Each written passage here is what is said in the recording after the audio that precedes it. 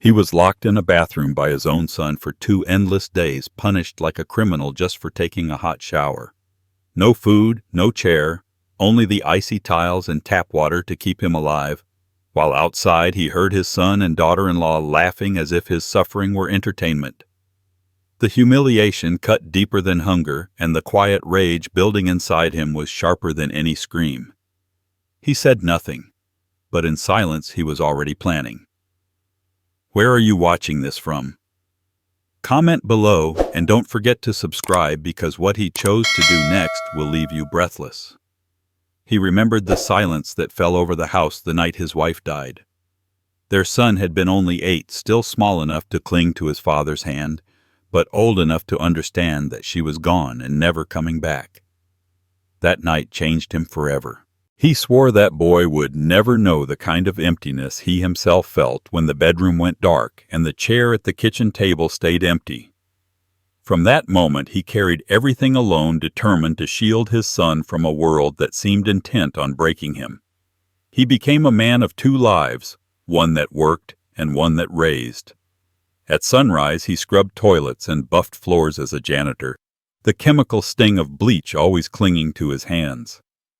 In the evenings he clocked into the warehouse, stacking crates until his back felt like it might splinter. Weekends he fixed broken pipes, patched leaking roofs, or hauled junk from neighbors' yards just to scrape together enough for the bills. Sleep came in fragments, sometimes no more than a doze in a chair with his boots still on, but every time he woke it was with the same thought his son would never go without. He denied himself everything to make that vow hold true. While other men bought new shirts for Sunday, he wore the same faded ones until the threads came loose at the collar.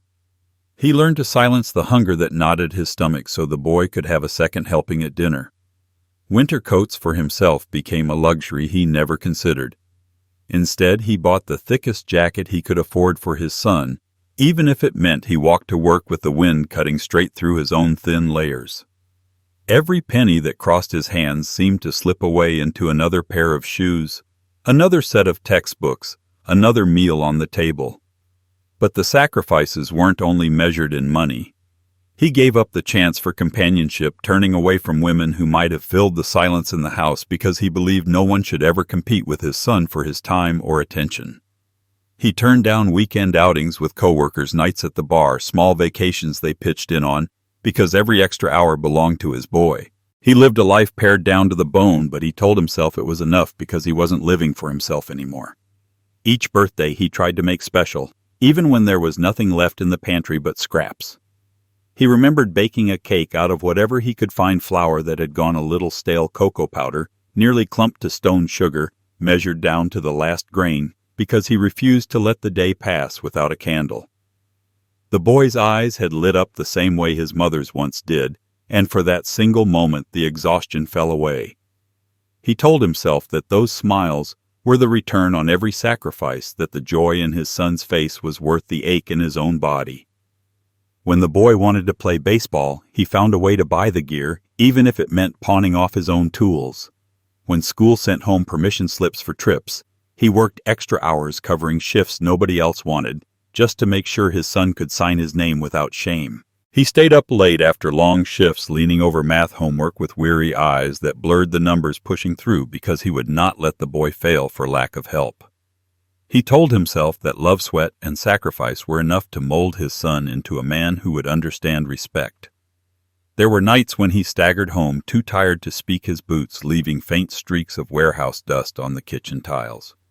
He would find the boy asleep, books scattered across the table, a lamp left burning. He'd pull a blanket over him, careful not to wake him, and for a moment his chest swelled with pride. In those quiet hours he believed he was doing the right thing. Every dollar gone, every bone aching, every dream abandoned, none of it mattered if the boy grew strong, educated, and safe. He used to think of his late wife on those nights, whispering into the dark as if she could hear him. He told her he was doing his best, that he wouldn't let her down, that the boy would never know the hollow of loss the way they did. He would sit at the kitchen table alone, his hands cracked and swollen, and promise her again that the boy was his purpose, his reason, his only mission. And in that promise lay the cruel irony of what was still to come. Because while he was sacrificing every piece of himself, something else was quietly taking root. The boy was growing up in a world where everything was handed over before he even asked, where every need was met by a father who bent his back further and further until it seemed there was no limit. He never saw the hunger in his father's eyes, never noticed the threadbare shirts, never thought about the nights when his father came home with blisters that bled through his socks. All he saw was a life provided, and slowly that provision stopped looking like sacrifice and started looking like entitlement. The father never realized it, not then. He believed gratitude was a seed planted deep, that one day it would bloom when the boy was old enough to see what had been done for him. He believed the day would come when his son would look back and say, "I understand now." But that day never came. Instead, each sacrifice only made the boy see comfort as his birthright, as something owed rather than something earned. And yet, even as the years ground him down, the father never stopped. He kept pushing forward, convinced that love alone could shape a man into something decent. He carried that belief through every hardship, clinging to it like a lifeline, never once suspecting that one day the boy he protected from every storm would become the storm itself. He thought the pain of losing his wife had taught him the sharpest edge of grief. He was wrong. The grief waiting for him would not come from a graveyard, but from the very living flesh of his own blood. And when it came, it would not arrive as sorrow, it would arrive as betrayal, so sharp it cut deeper than any blade. He had no idea that the sacrifices he counted as victories would one day be twisted into weapons against him, that the boy he saved from loneliness would one day make him taste it in its cruelest form. The father still remembered those nights he whispered into the silence, promising his wife that their son would always be safe. He kept that promise. But no one had warned him that the cost of keeping it might one day be his own dignity. And as he looked back on the life he had built with his own hands, he felt the truth settle in his bones. He had given his son everything, too much perhaps, and in giving everything he might have created the very void that would soon swallow him whole. What he didn't know then was that the day was already coming, creeping closer with every breath, when the love and sacrifice of a lifetime would be repaid not with gratitude, but with cruelty so unthinkable it would change everything forever. He carried the weight of his son's future in his raw, cracked hands, the skin split open from nights plunged into freezing mop water. Every callus was a tally mark, every cut a receipt for hours worked so the boy could walk across a campus without the shadow of debt looming behind him. The father knew what it meant to struggle to claw for scraps in a world that never gave anything away. He swore his son would never know that hunger. So he cleaned, hauled, lifted, and endured until exhaustion was no longer a visitor, but a permanent tenant in his bones. He remembered those nights most clearly, the warehouse lit with harsh fluorescent bulbs, boxes stacked high like walls pressing down on him. His co-workers joked about beers waiting at home, about fishing trips and weekend games. He just smiled and kept working because his weekends didn't exist. He traded them for tuition checks, for envelopes that carried hope disguised as numbers. He would slip those envelopes into the mail and imagine the day his son would graduate, cap balanced on his head, diploma in hand, a job lined up that would mean stability.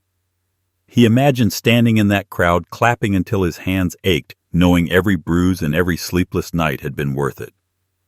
At home, he would unfold the boy's tuition statements on the kitchen table, tracing the digits with tired eyes.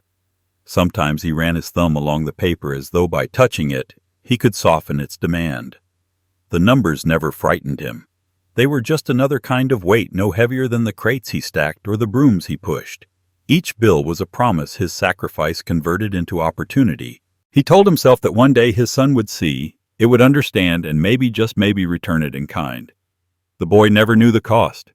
He never saw his father's fingers tremble as he peeled off gloves stiff with cleaning chemicals. He never heard the rasp in his father's breath after another 12-hour shift. He only knew the warm classroom, the books purchased without delay, the ease of stepping forward while someone else carried the burden behind him. For the father, this was love. For the son, it was simply the way life worked. When letters arrived from the college, acceptances schedules, lists of fees, the father read them with a mixture of pride and dread. Pride because every line was proof that his son's world was expanding. Dread because each line came with a price. Still, he never hesitated. He would find a way. If it meant taking on another shift, he would do it. If it meant eating less, sleeping less, bleeding more, he would do it. His body was just collateral. His son's future was the true investment. There were moments fleeting but sharp when doubt whispered at him. Sitting in the break room with a sandwich too thin to fill him, he sometimes wondered if his son would truly remember. Would he recall the nights his father limped home with aching knees? Would he remember the mornings when the smell of bleach followed him out the door because he hadn't even had time to change? Or would he only remember that life had been smooth, uninterrupted, comfortable? He silenced those thoughts quickly. Love, he believed, was not a transaction. Love was sacrifice without expectation. That belief would become his undoing. The graduation came as he had pictured it.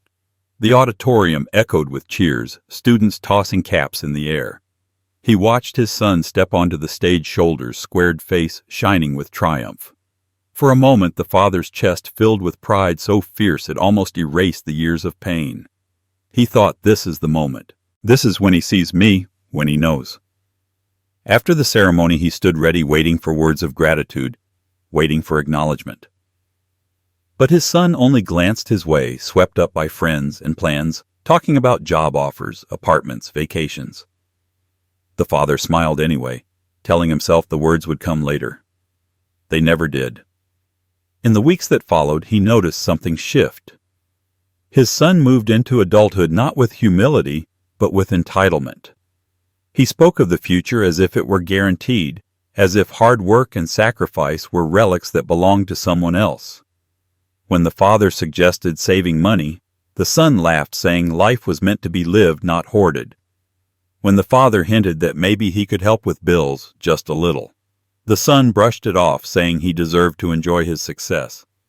The father bit his tongue, swallowing disappointment like bitter medicine. He had believed that sacrifice would breed respect, that endless giving would carve gratitude into his son's heart.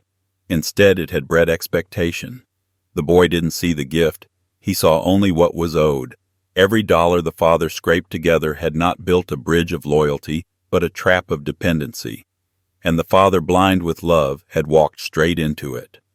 The late nights continued even after the tuition was paid, because now there were new costs: rent for his son's first apartment, deposits, furniture, small emergencies that seemed to multiply. Each time the father reached for his wallet, his shoulders sagging under the invisible load. Each time his son accepted without hesitation, without thought, without thanks. And with every transaction, the father's faith eroded a little more. He began to see the truth in flashes, like light leaking through cracks in a wall. A remark from his son about how easy money seemed to come as though it appeared from nowhere. A careless shrug when asked about helping with chores, as if responsibility were beneath him.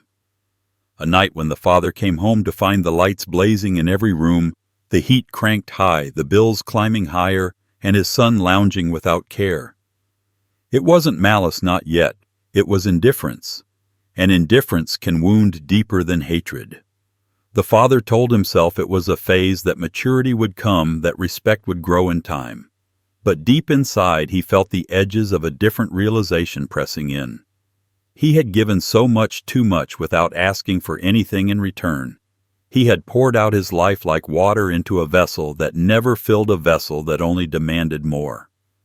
And what he mistook for love returned to him as emptiness. He lay awake at night, sometimes staring at the ceiling, remembering the promise he made to his wife's memory.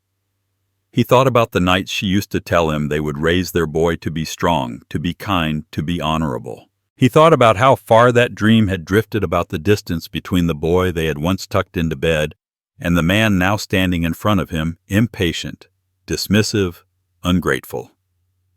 And he wondered if all his sacrifices had been nothing more than bricks building a house of arrogance. He clenched his fists, the same hands that once held a mop, once shoveled dirt, once built a life out of sheer will. The same hands that had given everything now trembled with the weight of a truth he didn't want to admit. Love without boundaries is not love, it is surrender. And surrender leaves nothing but ruins. What he did not yet know was how quickly those ruins would crumble into something darker. Because the boy who had been carried on his shoulders would soon push him into the shadows, and the respect he thought was only delayed would never come at all. When his son announced he was getting married, the father thought he had finally reached the moment when every sacrifice would bear fruit. He saw the excitement in his son's eyes, the rush of plans, the endless talk of guest lists and honeymoon destinations. The father listened quietly, nodding, always reaching for his wallet when another deposit needed to be made. But he wanted to give more than just checks and small contributions. He wanted to give the kind of gift that could never be forgotten. So he handed over the deed to the house, the one he had bled for, the one he had built his entire life around. He placed the keys into his son's palm like a sacred offering. The house that had seen every scraped knee, every family dinner, every night of exhaustion was now theirs. It was not just walls and a roof, it was decades of sweat crystallized into brick and wood. He told himself it was the right thing to do. A young couple should start their life without the crushing weight of rent or mortgages. They should have space to dream, to build, to flourish. He believed the house would be the foundation upon which his son would stand, tall, confident, unshaken by financial storms. Pride swelled in his chest as he watched his son nod almost casually, as if the gift were expected. The father mistook that ease for gratitude. He didn't see the shadow that flickered behind his son's eyes, the one that looked less like humility and more like entitlement. The wedding came and went, a blur of champagne toasts and music that rang too loud in his ears. He sat at the father's table, smiling, clapping, drinking in the sight of his son stepping into manhood. And when the guests cheered for the couple's first dance, the father let himself believe he had done something extraordinary. He believed he had placed his son on solid ground, that he had secured a future in which he would always be included. But as the newlyweds settled into the home, the father found himself drifting further into the margins. He moved into the smallest room at the end of the hallway, barely large enough for a bed and a narrow dresser. He told himself it was temporary, that once they were comfortable, once they felt secure, he would find another place. But months passed, and he remained in that room, his life shrinking while theirs expanded. He began cooking his own meals, heating cans of soup and scrambling eggs while the couple laughed over dinner in the dining room. He avoided the common spaces, choosing instead to retreat to his room, telling himself he was preserving peace. The sounds of their life together filled the house, and he told himself it was music. The clink of glasses, the shared laughter, the low murmur of conversations late at night. He wanted to believe those sounds meant happiness, that he had succeeded as a father. But sometimes when he caught fragments of their words drifting down the hallway, he heard something else. Annoyance, impatience, complaints whispered in tones they thought he couldn't hear. Still, he clung to the belief that he had done right. He saw his son walking through the house with a sense of ownership, shoulders squared as if he had built it with his own hands. The father watched this with an odd mixture of pride and foolish joy, never allowing himself to question the shift. He wanted to believe he was witnessing growth, independence, a man stepping into responsibility. He never let himself admit what was really happening. He had stepped aside, and in doing so, he had erased himself. In quiet moments, he walked the halls and touched the walls, remembering when the house had been alive with his wife's laughter, when his son had run through the rooms with scraped knees and wild energy. Now he was a guest in his own creation, a shadow moving carefully around corners to avoid disturbing the couple who lived as though he were not there. He convinced himself it was fine. They were newly married, and newlyweds deserved space. He told himself his silence was respect, his retreat was love. But late at night, alone in his small room, he sometimes wondered if he had given away more than a house. He wondered if he had handed over the last piece of himself, the final remnant of his authority, the last symbol that he was more than just an old man lingering in the background. He reminded himself of the vows he made to his wife's memory, that he would always put their son first. That promise had become his compass, even as it led him straight into a storm he couldn't yet see. He remembered overhearing his son talk about renovations, about tearing down walls, about replacing the furniture his father had chosen with sleek, modern pieces. The boy spoke with excitement, his wife nodding eagerly as if the history of the house were an inconvenience to be stripped away. The father stood in the kitchen doorway uninvited, listening. He said nothing, only smiled and excused himself. In that moment he convinced himself that change was natural, that letting go was part of life. But the truth pressed against his chest, heavy and suffocating. They were not just remaking the house. They were remaking it without him. And still he stayed clinging to the belief that one day his son would turn to him and say the words he had waited decades to hear. "Thank you, Dad. I see now what you gave me." But the words never came, and with every passing day the silence between them grew louder. He did not yet realize that his gift had not been seen as generosity but as surrender. He had not set his son on solid ground. He had set himself adrift. And the son, emboldened by the unearned power of ownership, would soon take the next step, one that would turn the father's sacrifice into his own undoing. The change began so quietly, he almost missed it. At first it was just a sigh, a roll of the eyes when he asked to watch the evening news. Then came the sharper edges, a complaint about the volume on the television, a muttered remark about how the house always smelled like his. Cooking a comment about the lights being left on too long. His son's words carried a weight that hadn't been there before, each one landing like a stone in the father's chest. What once sounded like the impatience of youth now rang with something harsher, disdain. He tried to brush it off. He told himself every household had its frictions, that newlyweds needed space, that he was just imagining the tension. But the looks his son gave him told another story. Gone were the expressions of warmth, the fleeting smiles, the laughter they used to share. In their place came frowns carved deep into his son's face, a furrowed brow that spoke not of stress, but of irritation. Even the tone of his son's voice shifted. Where once there had been affection, now there was a clipped sharpness, a bark that left no room for warmth. It was the small things that cut the deepest. The father would sit with his dinner, a plate of leftovers he carefully prepared, only to hear his son mutter to his wife about how the house smelled like grease. He would turn on the TV for company in the evenings, clinging to the familiar voices of anchors reporting the day's news, and his son would walk in with a scowl, snapping about wasted electricity.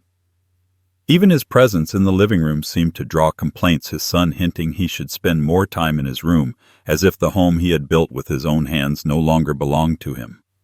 The father tried to swallow his hurt, convincing himself silence was the higher road. He told himself that respect sometimes meant stepping aside, that love sometimes meant enduring. But each word, each complaint chipped away at the bond he had spent decades building. He started moving differently around the house, careful, cautious, like an intruder in a place that used to be his sanctuary. He ate quicker, spoke less, moved softer, trying not to draw attention to himself. He began to notice the subtle choreography of avoidance. His son and his wife would linger in the kitchen until they heard his footsteps fade down the hallway. Conversations hushed when he entered a room, eyes sliding past him as if he were a shadow on the wall. Even his attempts at kindness, a repaired faucet, a mowed lawn, groceries, bought from his dwindling savings, were met with indifference. Gratitude had evaporated, leaving behind only expectation. The father's mind replayed memories of a time when his son had once run into his arms, seeking comfort after nightmares. He thought about the late nights bent over homework, the scraped knees he patched with trembling hands. To see that boy, now grown into a man whose words sliced with cold dismissal, felt like losing him all over again. Except this time there was no death to blame, no cruel twist of fate.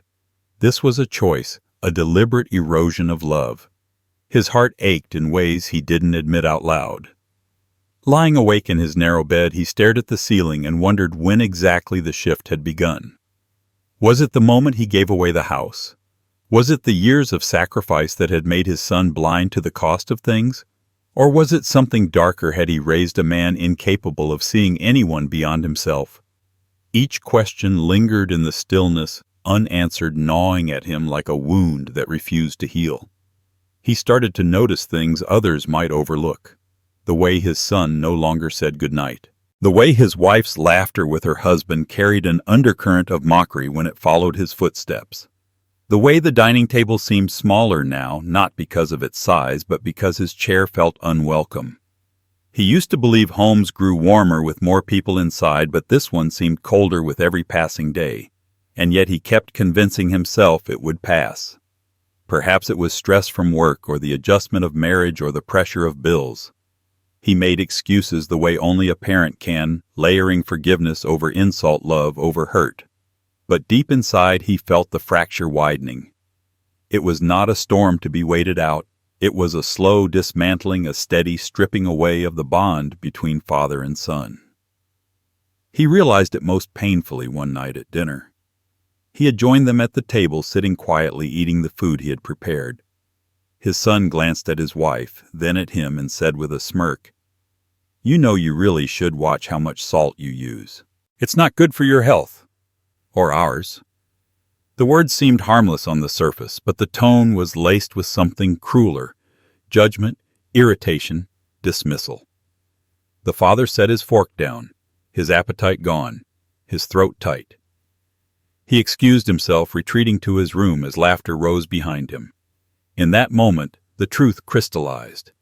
He was no longer seen as a father or even as a man.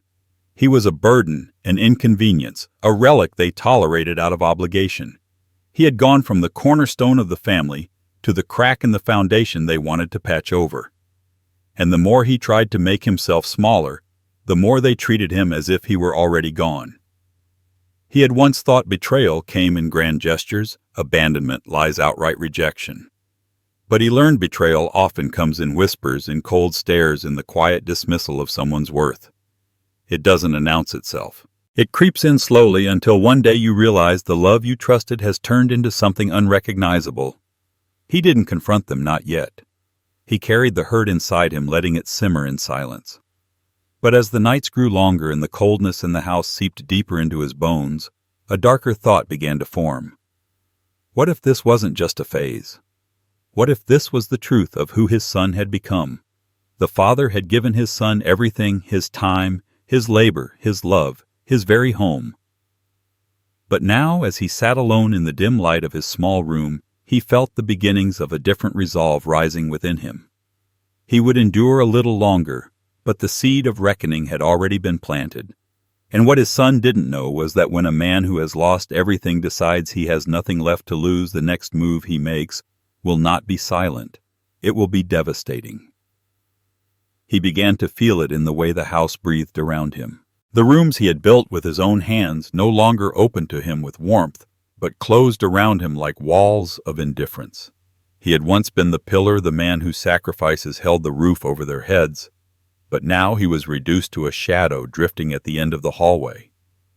That hallway became his exile, the narrow stretch of floor that led to the small room where he lived like a tenant in the house that bore his name. He noticed how his footsteps seemed louder now, as if even the floorboards resented his weight, and how conversations would die the moment he entered a room, leaving behind the faint echo of laughter that was not meant to include him. At first he thought it was just distance, the natural space young couples carved for themselves, but it was more deliberate than that. He saw it in the quick glances they exchanged, in the smirks shared behind half-closed doors, in the way his son's wife looked through him as if he were transparent. She never raised her voice, never insulted him outright, but her silence was its own blade sharper than words. She had learned his son's tone, adopted it as her own, and together they made him feel like a relic shoved into a corner. Meals became rituals of separation. He prepared his food alone, heating cans or boiling simple dishes in the kitchen, only after they had finished theirs. If he tried to join them at the table, the air stiffened and his presence became an intrusion. His son's wife would smile tightly, a smile without warmth, and then find reasons to leave the room. His son would sigh as though the sound of his father's fork scraping the plate was unbearable. The father would eat quickly, each bite tasting of loneliness, before excusing himself with a forced smile, retreating to his narrow room like a ghost. Nights were worse. The house that had once rung with laughter now carried muffled conversations that cut him deeper than any insult. He would hear them through the walls, the son and his wife speaking of him as though he were not under the same roof. They called him old-fashioned, stubborn, a burden. They laughed about his habits, his routines, his careful way of turning off lights and closing doors. Every word stripped away another layer of dignity until he wondered if the man he used to be had already been erased. He began to question himself. Was he truly a burden? Was his presence suffocating them, stealing the freedom they believed they deserved? He looked at his hands, rough and cracked, and wondered if they no longer symbolized strength but weakness. He replayed every moment he had given, every sacrifice he had made, and asked himself if it had all been for nothing. Gratitude, once the bond that tied them, had decayed into resentment. He had built a foundation of love only to be told by their actions that it was now an inconvenience. The wife, he realized, was not just silent in her complicity, she encouraged it. She saw him not as the man who had raised her husband, but as an intruder stealing space that belonged to her.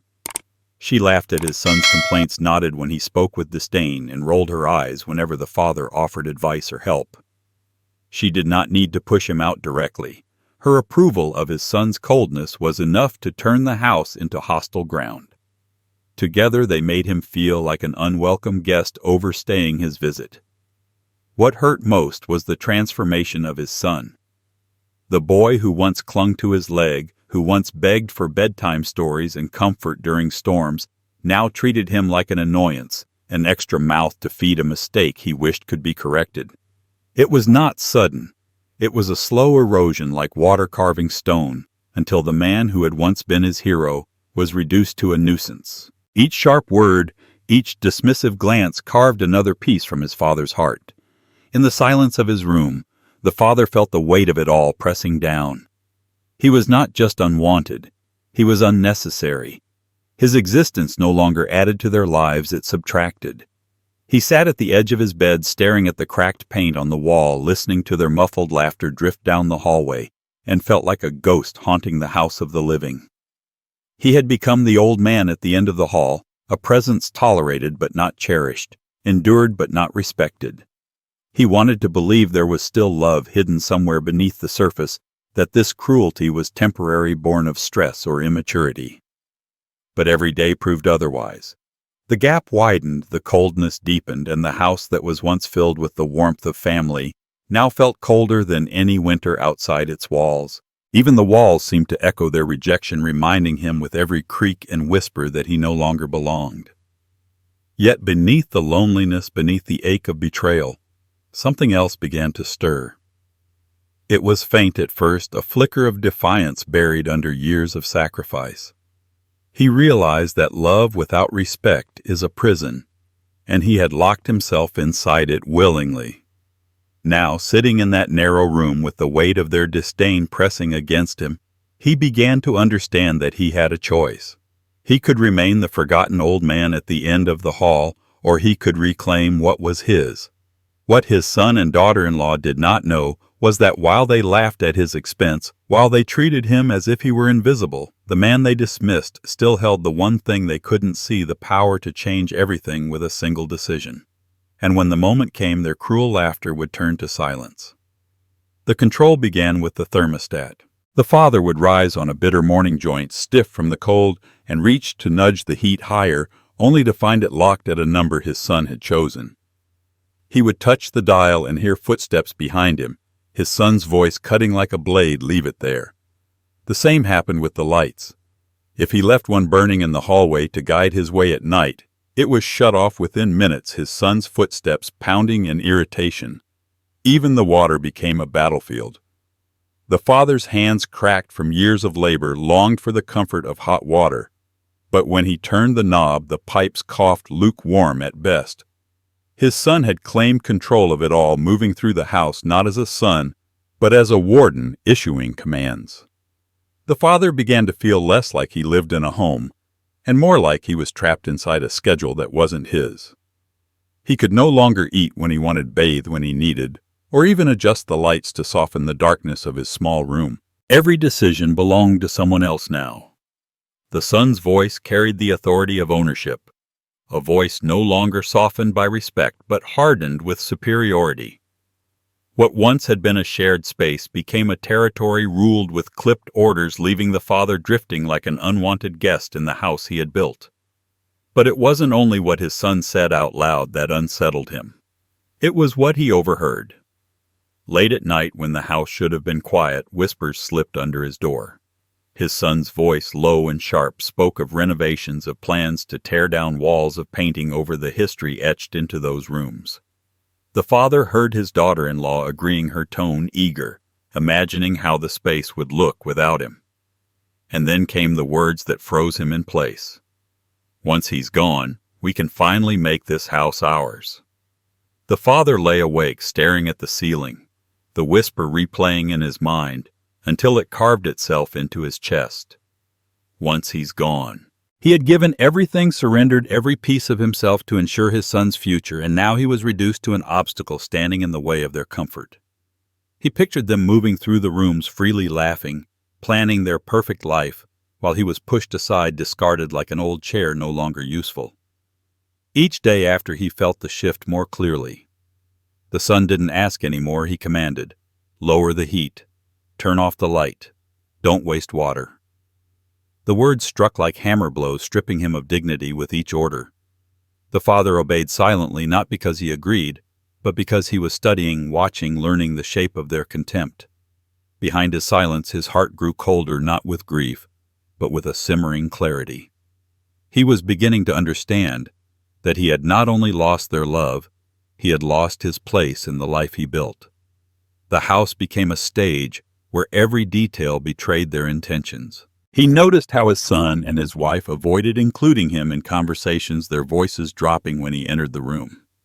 He saw how they spread papers on the kitchen table, catalogs for furniture, designs for renovations, covering them quickly when he approached. He even caught a glimpse of a realtor's card slipped quickly into his son's pocket. Each sign pressed harder against the dread in his chest, confirming what the whispers had already revealed. The father's world shrank further. He stopped using the kitchen unless he had to, preparing his meals late at night when the house was asleep. He rationed his time in the shower, standing under the weak stream of lukewarm water, feeling the chill seep into his bones. He walked the halls quietly, careful not to disturb, yet still drawing sharp glances when his presence broke their routines. The message was clear: the life he had built was no longer his to live in. The betrayal stung deeper because it was wrapped in the mundane. It wasn't a single act of cruelty, but 1,000 tiny cuts, the flick of a light switch, the click of the thermostat, the sharpness of a command. Each one told him the same thing: you don't belong here.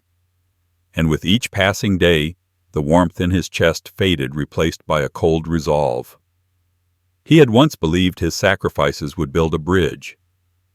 Now he saw they had built a wall, one he was being pushed behind brick by brick. Still, he said nothing. He sat in silence, letting their whispers weave a noose around him, but inside something had shifted. He no longer sought their gratitude. He no longer prayed for their respect. What filled him now was different, darker, steadier. It was the knowledge that they underestimated him, that in treating him as a relic to be discarded, they had forgotten the one truth that would undo them. Because while they whispered of freedom and renovations, while they dreamed of a house that was theirs alone, the father knew something they didn't. The house was still his. The deed bore his name, the papers signed decades ago by his own hand. And as he listened to their plans, his heart, once broken, hardened into something sharper. They thought they had cornered him, but in truth they were already standing in a trap of their own making. He lay awake at night, no longer tortured by whispers, but fueled by them, his mind tracing the shape of a decision that would end their laughter. They believed he was powerless, but soon they would learn how wrong they were. It happened on a night colder than most, the kind of night when the wind clawed at the windows and the chill sank into his bones. The father, weary from another day of silence and half-hidden glances, only wanted a few minutes of warmth beneath the shower. His hands, cracked and stiff, turned the knob, and for once the pipes gave him hot water. The steam rose around him, a fleeting comfort he had not felt in weeks. But before the relief could settle, the bathroom door rattled with pounding fists. His son's voice cut through the steam, sharp and merciless, accusing him of wasting water, of running up bills, of taking what wasn't his. Before the father could even respond, there was a click, final and sharp. The lock turned from the outside. He stood there, stunned, dripping, as the sound of retreating footsteps echoed down the hall. He pulled at the handle, but it refused to budge. He called out once, then twice. His voice steady at first, then breaking with disbelief. There was no answer. Only the muffled hum of voices from beyond the door. He pressed his ear against the wood and heard it laughter. Not nervous laughter. Not laughter. Born from misunderstanding, but a deliberate, mocking sound. It rolled down the hallway like a cruel tide, reminding him he was no longer a father in this house, but a prisoner. Hours crawled by. The steam faded, leaving the air damp and cold.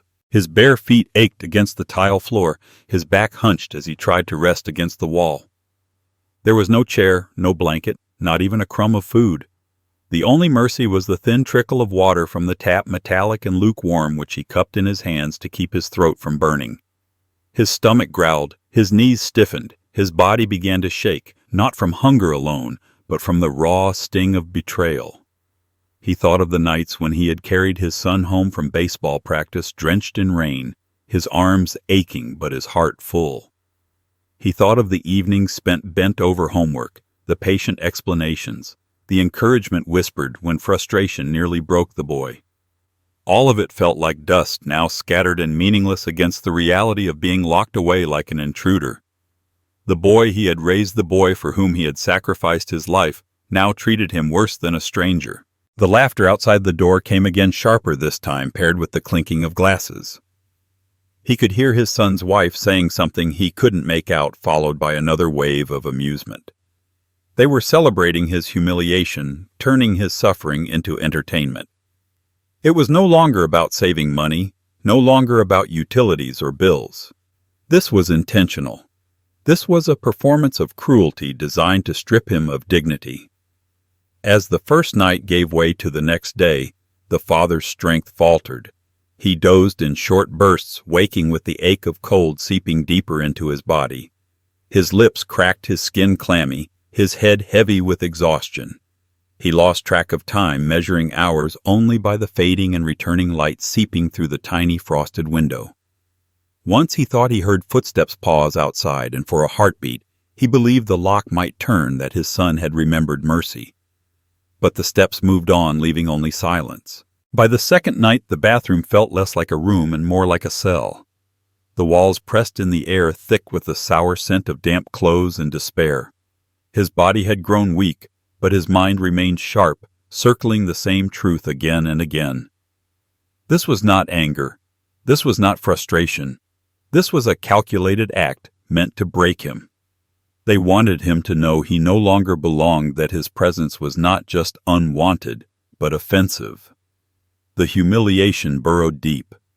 He was a man who had labored his entire life, who had stood proud even in poverty, and now he was reduced to crouching on a bathroom floor, drinking from the tap like an animal. He felt the sting of every slight, every complaint, every cold glance, all converging into this moment. It was as if every act of disdain had been leading to this proof that in their eyes he was less than human. He pressed his forehead against the door, listening to the faint music and muffled conversation drifting from the living room. They were at ease while he froze in the dark. That was the moment when something inside him shifted. The pain, the humiliation, the hunger, they were no longer weights pulling him down. They were fire burning away the last remnants of denial. He realized the bond he had clung to, the love he had believed unshakable, was already gone. What stood on the other side of that door was not his son, not the boy he had raised with sleepless nights and aching hands. What stood there was a man who had chosen cruelty over respect, contempt over gratitude. And if that man could lock him away like this, then there was nothing left to save. By the time the lock finally turned and the door opened, he did not stumble out as a broken man. He walked out hollow-eyed, silent, his body battered, but his spirit transformed. They expected anger, perhaps even begging, but what they saw was something colder, something sharper. He gave no words, no confrontation. He simply nodded, as if acknowledging the truth he had finally accepted. What they didn't realize was that the man who stepped out of that bathroom was not the same man who had been dragged into it. Something had died in there, but something else had been born. He was no longer clinging to love or hope. He was clinging to something far more dangerous: resolve. And soon, that resolve would take shape in a way his son could never anticipate. 2 days in the bathroom stripped him of everything except the truth. He had gone in still clinging to the fragile thread of hope that somewhere inside his son lingered the boy he once knew. The boy who used to reach for his hand during storms. But when the lock finally turned and the light spilled across the cold tile, he walked out hollowed, carrying no illusions with him. The bond between father and son, once his anchor, had rotted away. He felt it as clearly as the ache in his bones. Their blood tie had been severed, not by fate, not by time, but by cruelty. The love that once gave him purpose was gone, and in its place something sharper began to grow. He moved through the house differently after that night. No longer did he shuffle softly to avoid stirring their irritation. He walked with a quiet purpose, his eyes steady, his voice scarce. They mistook his silence for defeat, for a man broken by humiliation. But inside, the silence was something else: calculation. He no longer wasted energy on longing or grief. He had stopped expecting apologies that would never come, stopped waiting for gratitude that would never arrive. Instead, he measured his days with precision, watching, listening, cataloging the small details that others ignored. It was a transformation invisible to the careless. His son still barked orders about the thermostat, the lights, the groceries. His daughter-in-law still laughed in the kitchen, whispering about how soon the house would be theirs. They thought they had reduced him to a shadow, an old man fading into irrelevance. They didn't see the steel hardening behind his tired eyes, the fire that had burned away grief and left only resolve. At night, when the house fell quiet, he lay awake not in despair, but in thought. He traced the patterns of ownership in his mind, the deed signed decades ago, the papers filed in his name, the bank accounts no one else knew about. He remembered conversations with lawyers, with bankers, the careful advice tucked away like weapons waiting to be drawn. He realized he still held the keys, not the ones jangling on a hook by the door, but the keys that could unlock ruin for those who thought they had already claimed victory. The father no longer saw his son as flesh of his flesh. He saw him as a man who had forfeited that title the moment he turned a lock and left his father to freeze. In that choice, his son had severed more than dignity, he had severed blood. And when blood ties are cut, what remains is not family but opposition. That knowledge settled into the father's chest like stone, heavy but steady, and from it sprouted something dangerous. Patience sharpened into strategy. He began to notice more. The credit card statements left carelessly on the counter, the new purchases arriving in boxes on the porch, the renovations discussed with contractors who assumed he was too old to understand.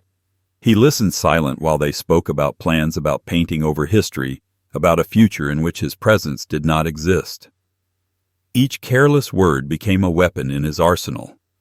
They were blind in their arrogance, convinced that the old man at the end of the hall had already been defeated.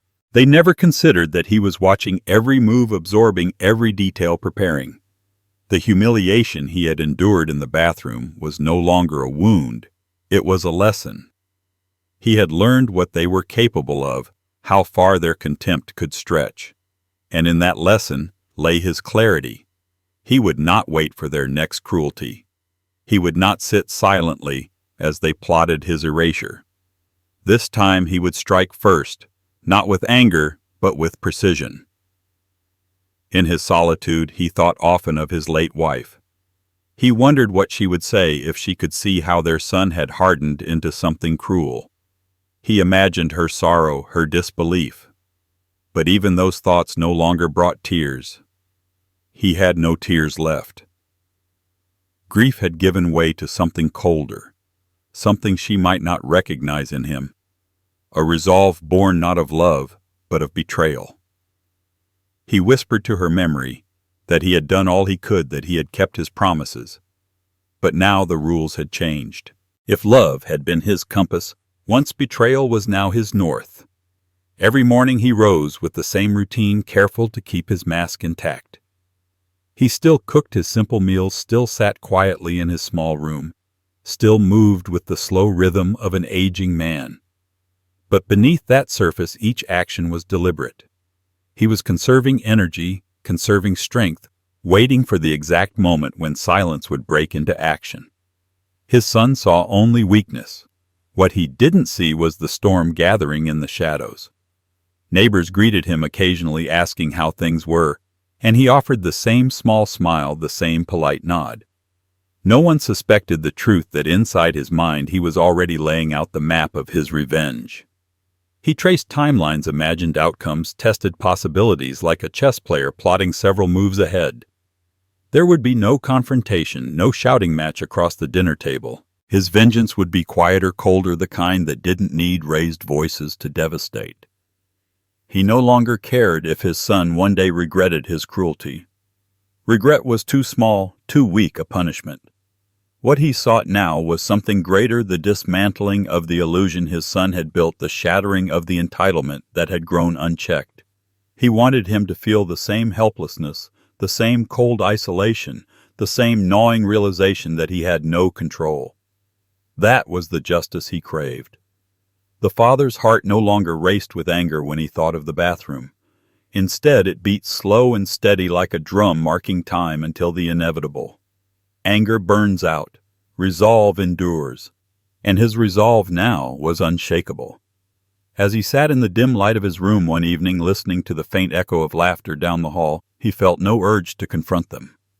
The time for words had passed. What lay ahead would not be spoken, but delivered with a precision they could never anticipate. And when it came, they would never see it as the outburst of a broken old man.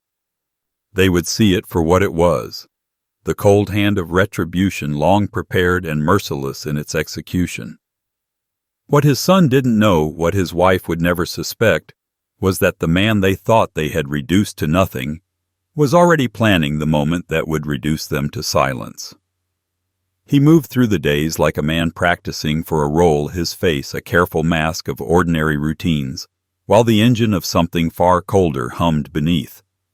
To everyone else, he was the same quiet father. He brewed his tea at dawn, swept the front stoop, answered the same neighbors with the same polite nod.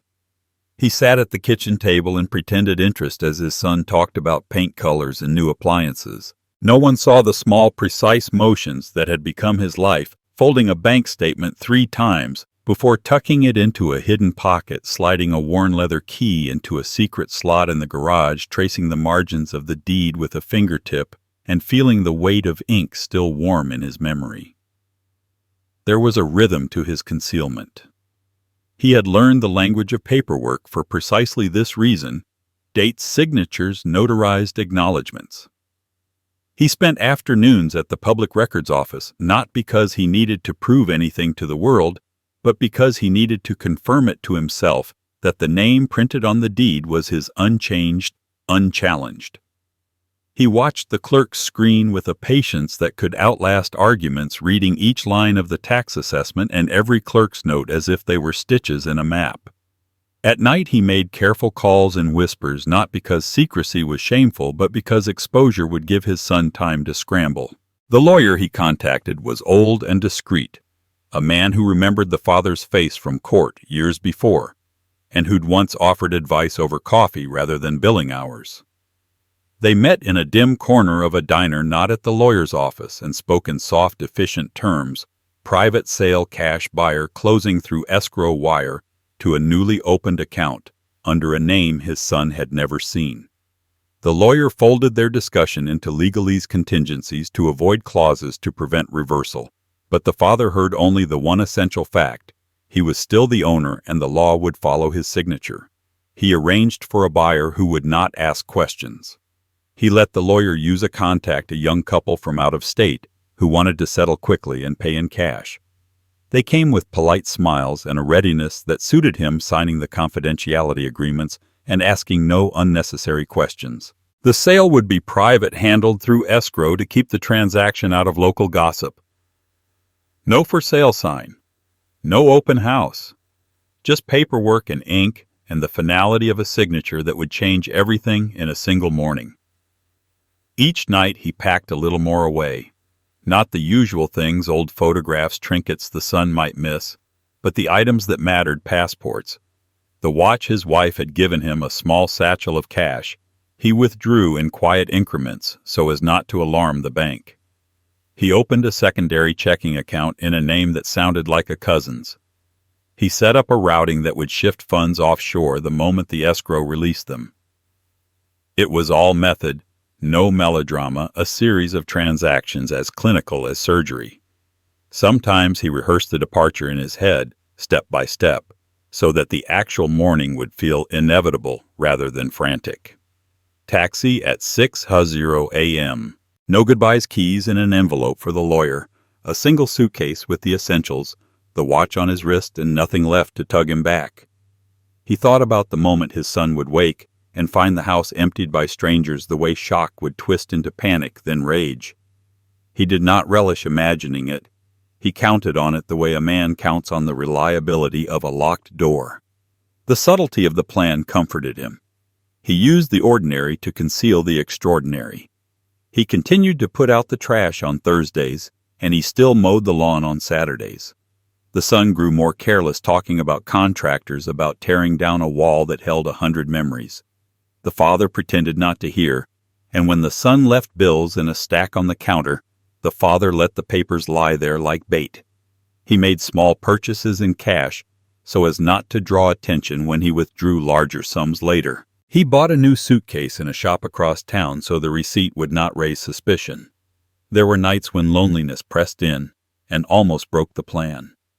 He would wake in the small back room and stare at the ceiling, the steady ache of betrayal, a physical thing in his chest. He thought of his wife's laugh, the softness of her palm on his shoulder, and for a second the old ache crowded out the new resolve. Then he would remember the slamming of the bathroom door, the hollow sound of laughter that came from beyond it, and the memory hardened him again. The plan was not cruel because he wanted to be cruel. It was precise because he could no longer bear uncertainty. When the day came, he performed his ordinary chores with a calm that unnerved his son. The father filled the bird feeders at dawn, wiped down the porch rails, left the morning paper folded exactly where it always lay. He offered the smallest of courtesies. "Don't stay up too late." And when his son grunted a reply, he did not flinch. He poured himself a cup of tea and sipped it as if savoring a moment that would remain his to keep. The sale closed quietly. The lawyer called with gentle confirmation, the voice on the other end a soft exhale of legal finality. By noon the funds were in the account they had set up, and the transfer to the overseas holding began its inevitable journey. The father watched the cursor move across the lawyer's screen during their last spoken exchange and felt an odd serenity. There was no rejoicing, no victory lap. He had built a life of small honors. This was merely another practical move to reclaim one. He left at dawn the next morning. He slipped the house keys into an envelope addressed simply to his lawyer and placed it on the kitchen table where the son would find it last, like a punctuation mark. He walked through each room, slowly touching the banister, pausing at the photograph by the mantel, as if to memorize the light one last time. His suitcase was modest, his stride unhurried. At the curb a taxi waited, engine idling, driver patient. He closed the door without looking back and felt for the first time in years air that belonged only to him. 2 hours later the movers arrived at the house the son thought he owned. The new owners stepped into the echo of someone else's life and began to fill the rooms with boxes and the mundane noises of settling in. The son came downstairs in a bathrobe and saw strangers carrying out the sofa he had argued about choosing. He called his father, then the lawyer, his voice cracking as he demanded answers. The lawyer's tone was steady. The sale was legal. The deed signed, the funds transferred. There was nothing left to reverse. The father did not answer the calls. He sat on an unfamiliar bench by a salt-stained harbor, the sea air on his face, his passport warm in his pocket. He watched gulls wheel against a pale sky and felt an equanimity that surprised him. He had not set out to punish so much as to free himself. Yet he knew the consequence he had wrought would exact punishment all the same. The son would feel the loss in the dull grinding way of bills coming due, of plans collapsing like scaffolding. That was justice as he had come to understand it. Quiet, undeniable, irreversible. When the plane climbed and the coastline receded below, he folded his hands in his lap and let the motion of the engines lull him. He had taken with him what he needed to live, and the knowledge that he would never again be trapped in the small humiliations that had built up like rust. The world ahead would not be grand. It would be modest and sunlit and entirely his to shape. Behind him the house stood silent in the afternoon light, a monument the son had assumed was his. The father watched it shrink into the clouded distance and felt for the first time since the bathroom door clicked, a peace threaded through the cold resolve that had steered every step. He had lived long enough to understand that some truths carry more weight in silence than in words, and the deed resting in his drawer was one of those truths. The son strutted through the house as if every wall had been raised by his own hand, as if every floorboard echoed with his authority. But the father knew better. The paper was still in his name, the ink still binding the law, still his ally. The house had never been the son's, no matter how loudly he claimed it, no matter how many times he tried to erase the man who had built it. That knowledge was not just comfort, it was power, quiet and absolute, the kind of power that waits in the dark until the moment is right. He had been humiliated, locked away, laughed at, treated as if he were nothing more than an intruder in the place he had carved out of sweat and bone. That pain had broken something inside him, but in its ruins he found a new clarity.